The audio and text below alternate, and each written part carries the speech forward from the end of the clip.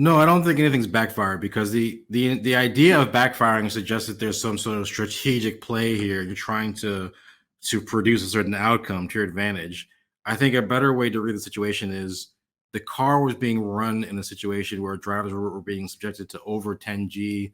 I've heard informally there were even peaks of up to 16G What? at times in Baku, not explicitly because of Damn. porpoising, but because of bouncing issues.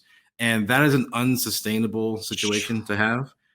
It simply is not the case that the decisions that were being made are done to achieve a certain outcome. I mean, I don't even care. I said several times, drivers are not expendable, You right? have. I am not willing to trade temporary performance of a slow car for potentially permanent injuries or physical damage to drivers, especially not Lewis Hamilton. Okay, Yeah, you have someone who taken is that stance. going above and beyond to work with experimental setups and carry sensors and do all these things Yeah. to allow the team to learn something about what the car that they've actually built can do. That's just not an acceptable situation. So frankly, I don't care what the consequences are for the championship. My number one Mm. priority is preserving driver safety. We can talk about the details of how those things are being implemented and making sure they're being done in a fair and equitable way. That's certainly something we can talk about, but no, I don't think it's a sort of a backfiring question.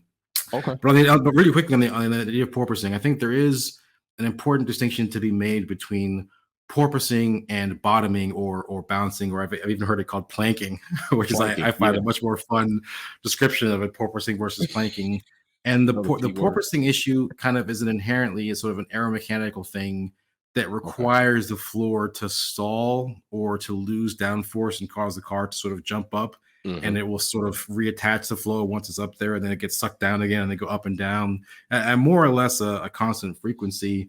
That type of a phenomenon is a high speed phenomenon, and Okay. it can occur in principle in a perfectly smooth surface. It's not Nice. inherently caused by the bumps being there. It can certainly be exacerbated by the bumps because you're sort of dynamically changing the ride height, and that can cause the floor to stall and do some weird things. But that's one question. That's the question that Toto and others seem to believe that they've solved that particular issue.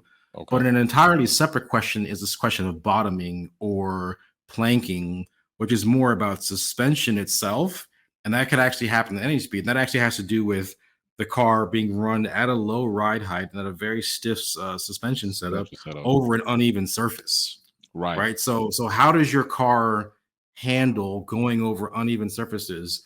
What's the damping? What's the effective stiffness? How much travel do you have in your suspension?